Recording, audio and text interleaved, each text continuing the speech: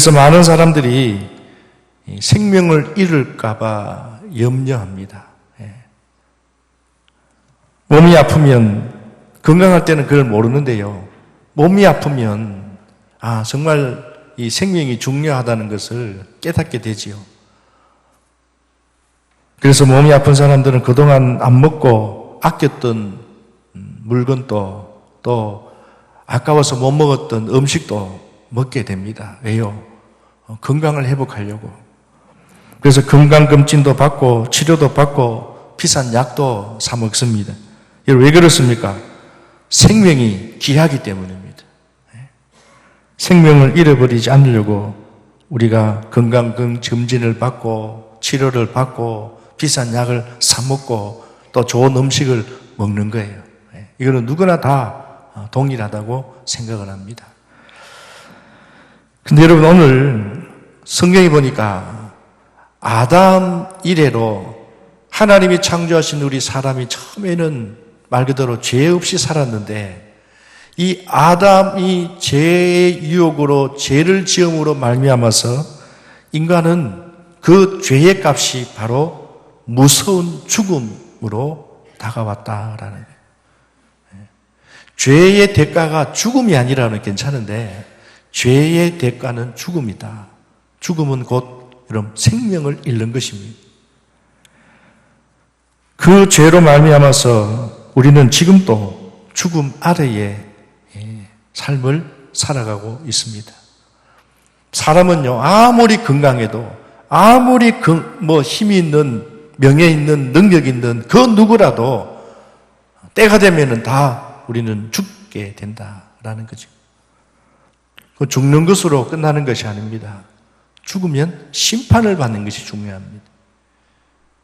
한 사람은, 죄의 길을 걷는 사람은 결국은 죽어서도 끝까지 어디로? 지옥 형벌, 영원토록 지옥 형벌을 받게 되고, 그리고 예수님 믿고 하나님을 섬겼던 사람은 영원토록 영생을 누리게 되는 줄로 믿습니다. 그런데 이 죄는요, 우리의 목숨, 우리의 영생까지도 단절시켰다. 그래서 여러분, 죄가 무서운 겁니다. 그런데 이 죄의 노예가 된 우리를 구원하시려고 하나님이신 예수님께서 이 땅에 인간의 몸으로 이 땅에 오셨다는 거예요. 그리고 이 땅에 오신 예수님께서 우리의 죄를 대신해서 십자가를 지셨다. 사실 여러분, 예수님의 이 십자가의 죽으심은 힘과 능력이 없어서가 아니라 구약 성경에 약속하신 대로, 성경에 응하신 대로 하시기 위해서 하나님께서 계획해 놓으신 우리 인간을 구출하는 방법, 하나님의 계획대로 예수님께서 그대로 성경대로 이루셨다. 그리고 하나님의 자녀로 삼기 위해서, 우리를 끝까지 하나님의 자녀로 삼으시기 위해서 하나님이 이 땅에 오셨다라는 거예요.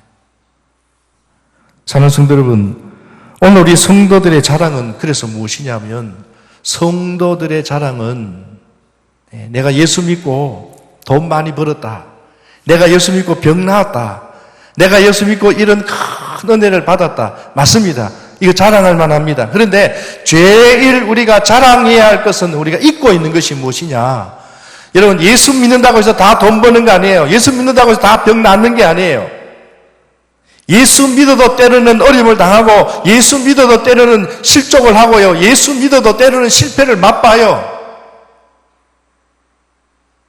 성경에 보니까 예수님의 제자들, 사도 바울, 예수를 믿었던 우리 믿음의 선진들을 보십시오. 그들의 삶을 보면 얼마나 고된 삶을 살았습니까? 어쩌면 예수 믿는 것이 저렇게 힘들고 어려울 것 같으면, 야, 예수 믿기 너무 어렵다 할 정도로 참 예수 믿고 난 이후에 오히려 더 고난의 삶을 살았던 믿음의 선진들이 얼마나 많았습니까? 그러나 여러분, 중요한 것은 과정은 힘들고 어렵지만은 그 마지막, 여러분 제일 중요한 것은 여러분 마지막인 줄로 압니다.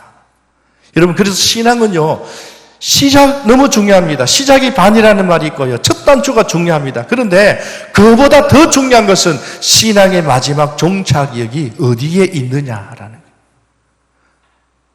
그래서 여러분, 우리 기독교는요, 끝만 중요한 건 아니지만 시작도 중요하고 과정도 중요하고 여러분 끝도 중요해요. 그래서 매 순간 중요한데 그러나 마지막이 정말 중요하다는 것을 우리가 잊고 살아갈 때가 많다.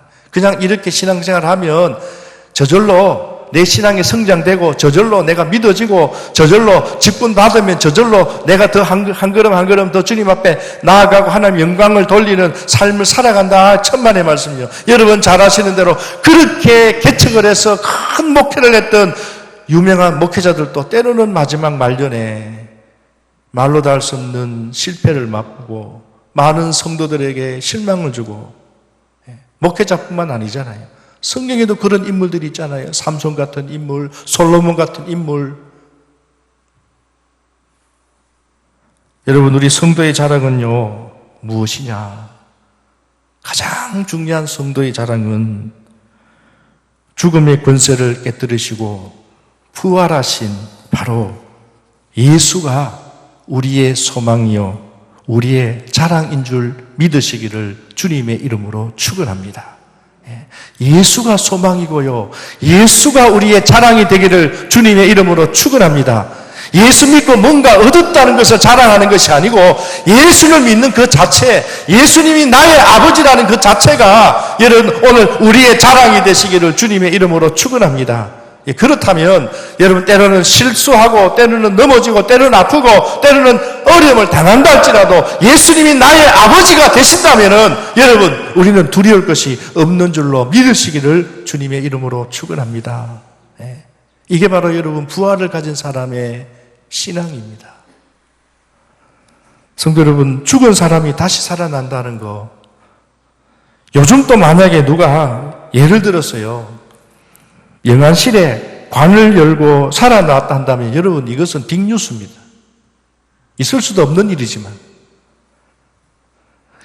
지금부터 2000년 전에 살았던 예수님 당시의 그 유대인들도 사실 예수님의 그 부활 사건을 믿기 힘들었을 거예요.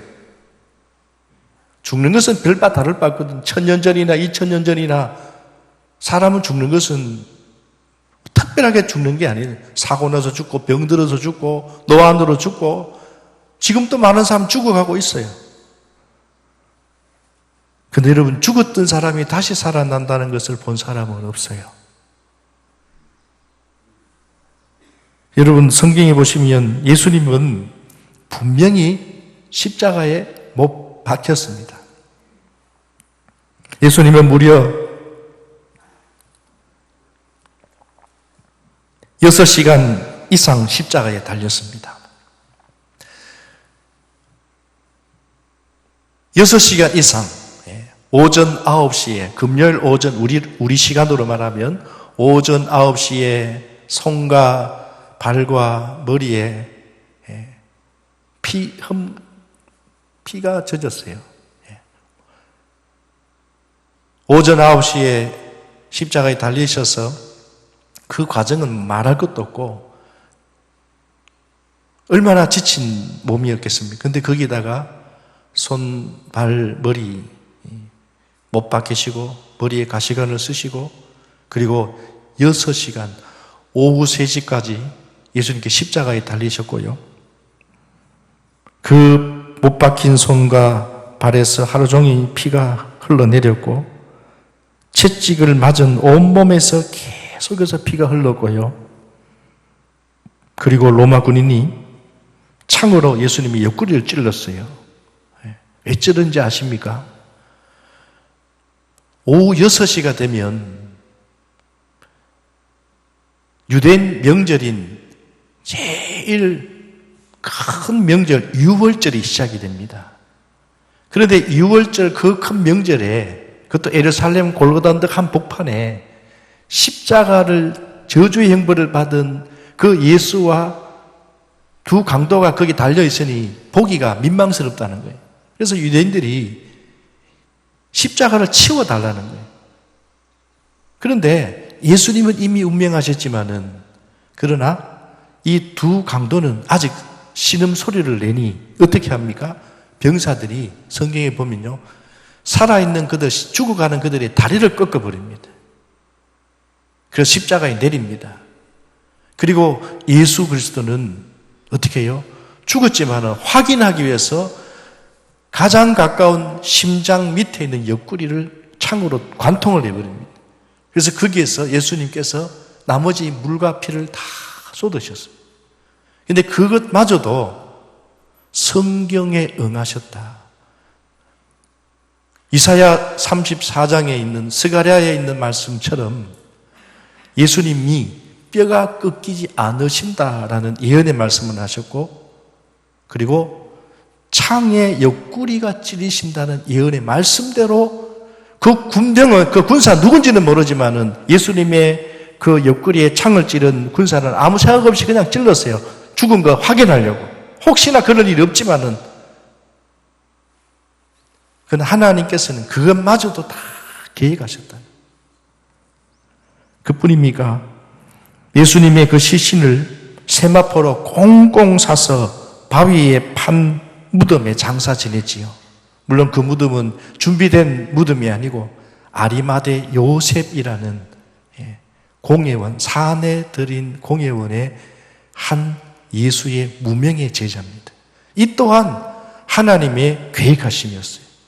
아무튼 무덤에 장사를 지냈고 거기다가 큰 돌을 봉인해버렸어요. 봉쇄해버렸어요. 거기다가 경비병이 거기에 철두철미하게 시신을 혹시나 누가 훔쳐갈까봐.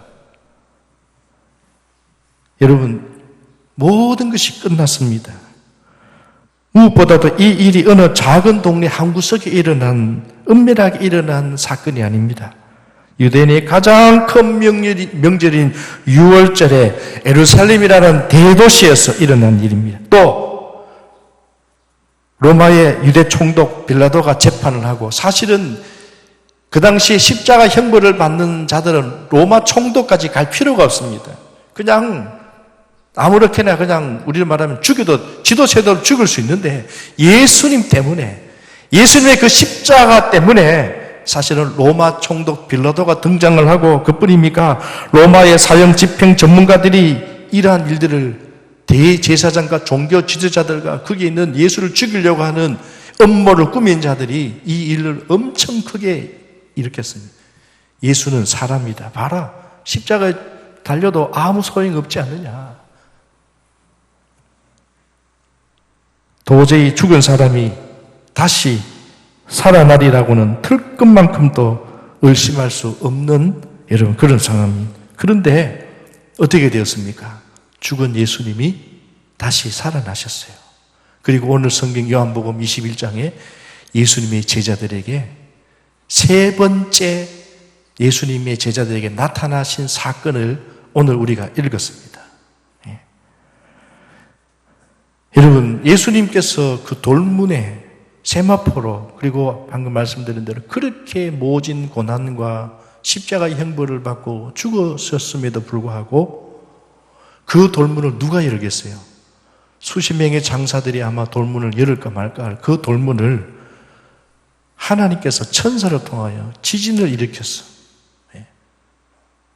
마태복음 28장 1절부터 10절에 있는 말씀을 보면 지진을 일으키고 천사를 움직여서 예수님께서 부활하신 사건들을 생생하게 그렇게 이야기하고 있습니다. 말씀하고 있습니다. 성도 여러분, 이건요, 사람이 할 수 없는 일이에요. 하나님만이 하실 수 있는 일인 줄로 믿습니다. 그래서 여러분, 오늘도 우리 인간이 과학이 최고다라고 생각합니다. 그래서 여러분 아시죠? 인조인간, 복제인간, 요즘은 로봇 AI, 거의 앞으로 사람과 비슷한 로봇이 이제는 나올 거예요. 언젠가는. 그러나 여러분, 사람이 아니다는 거예요. 사람이 아니다. 과학은 그냥 조금 흉내는 낼 수 있지만 하나님이 하실 일을 할 수가 없다. 부활요, 사람을 다시 살린다. 영화에 보면 그런 내용들이 있잖아요. 그러나 하나님이 하실 수밖에 없다. 그래서 여러분, 우리 부활은요, 하나님을 믿는 자녀들에게만 나타나는 하나님의 은혜인 줄 믿으시기를 바랍니다. 그래서 예수님께서 부활의 첫 열매라고 한 이유가 바로 거기에 있습니다. 첫 열매가 무엇입니까? 예수님의 모델이라는 거예요. 그렇다면 오늘 우리도 하나님의 자녀이기 때문에 우리도 죽으면 다시 부활할 수 있다는 이 소망을 여러분 가지시기를 주님의 이름으로 축원합니다. 그래서 예수님께서 말씀하셨습니다. 요한복음 11장 25절 26절에 예수께서 이르시되 나는 부활이요 생명이니 나를 믿는 자는 죽어도 살겠고 무릇 살아서 나를 믿는 자는 영원히 죽지 아니하리라. 아멘. 사랑하는 성도 여러분, 그래서 우리 한번 따라서 하겠습니다. 믿는 것이 최고입니다. 과학이 최고가 아니라 믿는 것이 최고고 여러분 신앙이 최고다라는 사실을 여러분 기억하시기를 주님의 이름으로 축원합니다. 오늘 요한복음 우리가 읽은 기록을 보면서 우리는 예수님의 부활이 사실임을 더욱더 깨닫게 해주시는 말씀이 무엇이냐면 그냥 예수님이 무덤에서 사라졌고 그냥 천사들의 고백으로만 끝난 것이 아닙니다. 오늘 14절을 말씀해 보니까 이 요한복음을 쓴 저자 사도 요한이 예수님께서 디베라 바닷가에 나타나심을 부활하신 후에 제자들에게 첫 번째가 아니라 세 번째 나타나신 것이다 기록하고 있습니다. 첫 번째, 두 번째는 생략하겠습니다. 오늘은 세 번째 제자들에게 예수님이 나타나셨는데 특이한 것은 부활하신 예수님께서 제자들과 함께 식사를 하셨다. 제자들과 함께 식사도 하셨다. 오늘 본문 사건 우리가 요한복음 21장 1절부터 말씀을 읽어보시면 디베라 바닷가, 여러분 디베라 바닷가라고 하니까 이 디베라가 어디냐? 갈릴리라는 지역 앞에 있는 강은 여기서 보면 여기가 갈릴리 지역에 있는 이 큰 강은 갈릴리 호수라고 하면 이 건너편에 디베라라는 지방이 있습니다. 그래서 디베라라고 말하는 겁니다. 그러니까 똑같은 내용입니다. 이 디베라 바다에서 고기를 잡고 있는 제자들을 위해서 오늘 예수님께서 신이 숯불을 지펴놓고 생선을 굽고 그리고 올라오는 제자들에게 떡도 주시고 생선도 나누어 주셨습니다. 그 말씀이 13절에 나와 있습니다. 사실 제자들은요, 예수님이 십자가에 죽으신 이후에 다 각자 길을 돌아갔습니다. 예수님은 죽었고 이제 자신들은 예수님을 따라다녔던 그들은 이제 사실은 할 일이 없는 거예요. 그래서 예수님을 따르지 못한 이들이 마음에는 후회가 되기도 하고 내가 이제는 뭘 할까? 그러나 현실은 그들이 배운 게 뭡니까? 어부들 아닙니까? 그래서 베드로는 다시 배를 저 물고기를 잡으러 간 겁니다. 그런데 부활하신 주님은 제자들을 처음 부르셨을 때에 어떻게 하셨지요? 베드로를 찾아오셨을 때 어떻게 하셨지요? 그들이 있는 바다로 가셨잖아요. 갈릴리 바다로 가셨잖아요. 똑같이 주님이 바다로 그들이 있는 곳으로 가셨고 그들에게 똑같은 일로 그들을 부르셨던 것처럼 왜 주님이 이렇게 말씀하셨느냐? 본래의 신앙을 일깨워 주기 위해서 제자들을 책망하고 너희들이 내 제자가 맞느냐? 너희들이 그럴 수 있느냐? 예수님께서 책망하시러 예수님이 그곳을 간 것이 아니라 처음에 그들에게 불러준 첫 신앙, 첫 소망을 그들에게 또다시 주님께서 불러 일으켜 주시기 위해서 주님께서 그들이 있는 그들의 현장, 사실은 그들은 예전에 처음 생활했던 그 어부의 삶 속에 예수님 또다시 들어가셔서 예수님께서 그들에게 사명을 주신 거예요. 오늘 본문에서 동일합니다. 3절 말씀을 한번 보십시오. 3절 말씀을 우리 한번 같이 볼까요? 21장 3절 같이 한번 읽어보겠습니다. 시작. 시몬 베드로가 나는 물고기를 잡으러 가노라 하니 그들이 우리도 함께 가겠다 하고 나가서 배에 올랐으니 그날 밤에 아무것도 잡지 못하였더니 잡히지 않았어요. 자, 그런데 4절에 보면 비슷한 말씀이 나오죠. 날이 새어갈 때에 예수께서 바닷가에 서셨으나 제자들이 예수신 줄을 알았을까요? 몰랐을까요? 몰랐지요. 왜냐하면 예수님의 부활을 그들은 믿지 못했기 때문에 아직도. 그런데 예수께서 이렇게 말합니다. 고기가 있습니까? 우리나라 말로 좀 번역을 하면, 직역을 하면 거기 고기가 있습니까? 그랬더니 거기 있는 어부들이 없다, 없습니다. 그렇게 이야기합니다. 그때에 오늘 예수님께서 뭐라고 말씀하십니까? 그물을 배 6절에 보면 오른편에 던지라. 그리하면 잡으리라 하시니 어떻게 해요? 이에 순종하고 그들이 던졌더니 어떻게 되었습니까? 물고기가 많아 그물을 들 수 없더라. 여러분, 이 또한 기적 아닙니까? 처음 예수님께서 베드로에게 나타나셨을 때의 모습과 부활하신 후에 예수님께 또 동일하게 예수님께서 나타나셔서 말씀하셨을 때에 기적이 일어났을 때 그때서야 7절에 지난 주일 우리가 제가 말씀하셨죠. 요한은 자기 이름을 요한이라고 말하지 않고 익명으로 7절 첫절에 뭐라고 말하고 있습니까? 예수께서 사랑하는 그 제자가 누구죠? 이 사람이 요한입니다. 요한이 베드로에게 말합니다. 뭐라고 이야기합니까? 주님이시다. 이렇게 이야기하네요.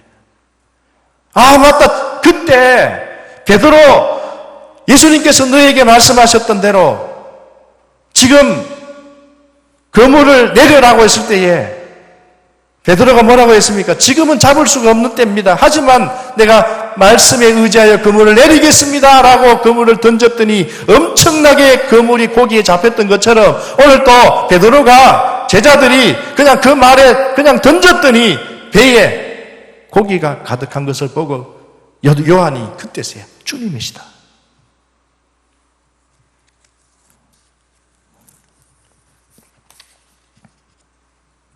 여러분, 예수님은 공생의 기간 중에 갈릴리 시골 출신 제자들을 데리고 다니면서 계속 훈련시켰던 것은 하나님 나라에 대한 비전을 그들에게 심겨주기 위해서였어요.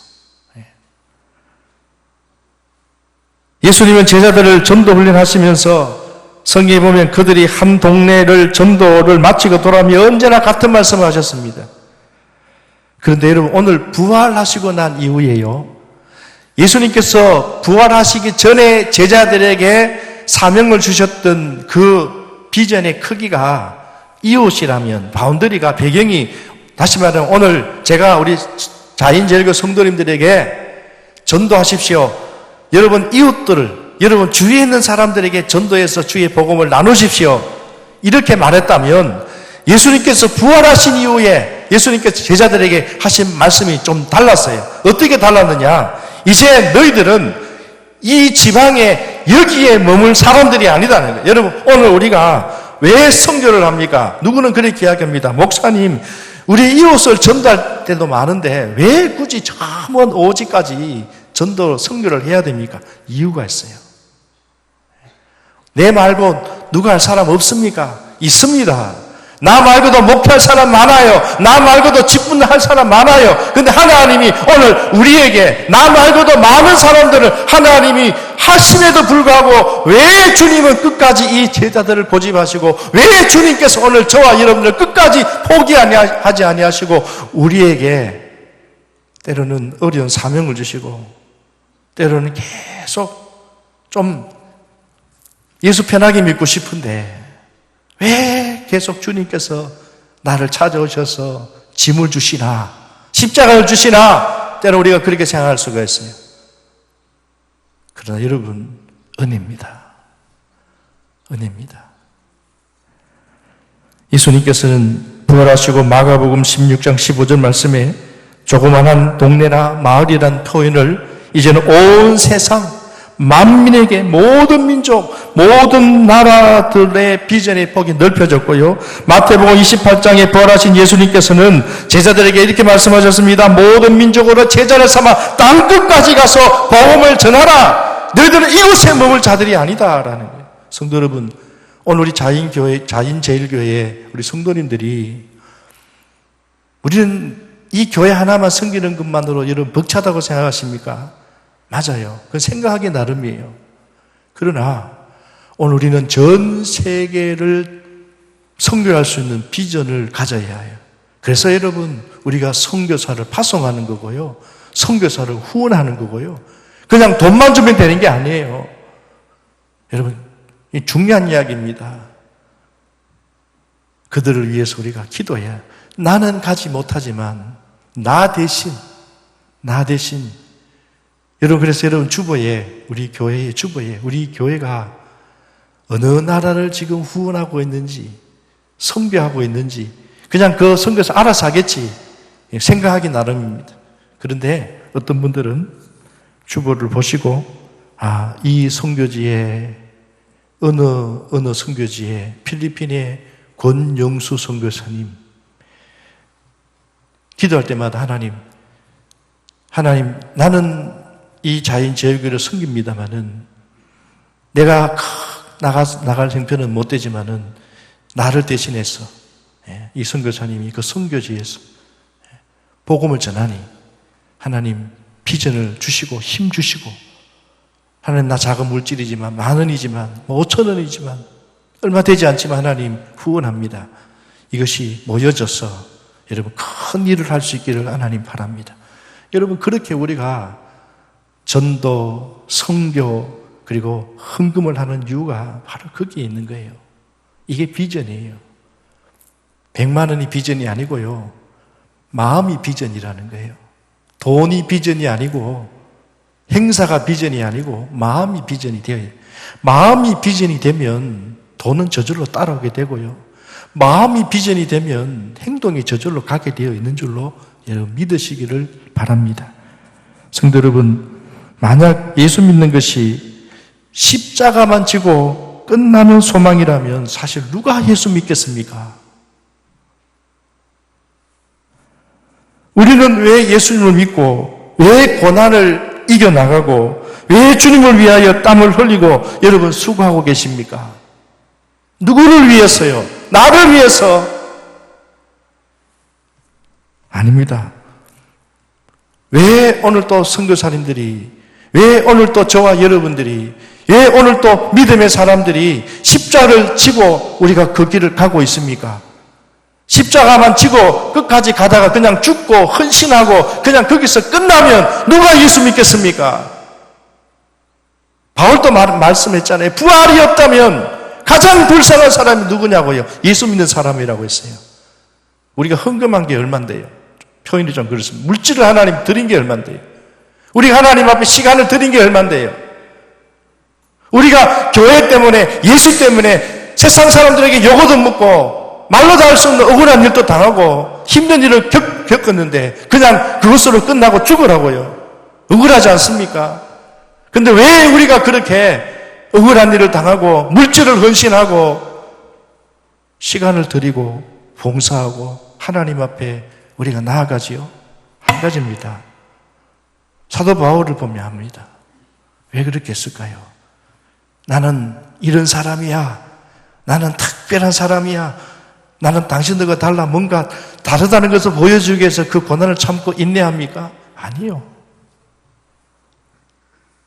첫 번째로는 우리 한번 다 같이 따라서 하겠습니다. 주님의 은혜.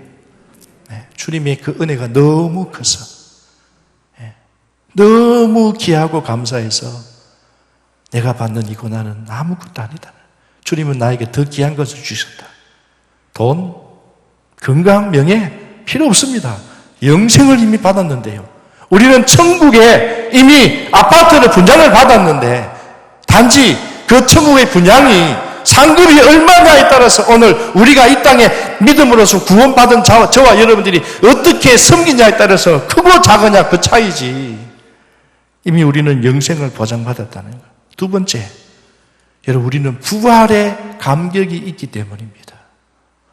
부활이 없다면 예수님께서 십자가를 지신 것은 부활이 있기에 십자가를 지신 줄로 믿으시기를 주님의 이름으로 축원합니다. 영생이 있기에 예수님께서 십자가에 지셨고 오늘 저와 여러분들도 영생이 있기에 여러분 오늘 저와 여러분이 신앙을 이겨나가는 줄로 믿으시기를 주님의 이름으로 축원합니다.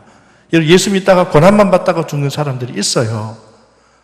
선교사님을 하시는 분들을 보면 어떤 분들은 큰 업적을 일으킨 분들도 계시지만 여러분 잘 아시잖아요. 우리나라의 선교사님들 중에 얼마나 많은 사람들이 그냥 무명으로 순교당한 사람들이 있어요. 오자마자 오기도 전에 죽은 사람도 있고요. 토마스 선교사님은 대동강에서 목이 잘려 나갔어요.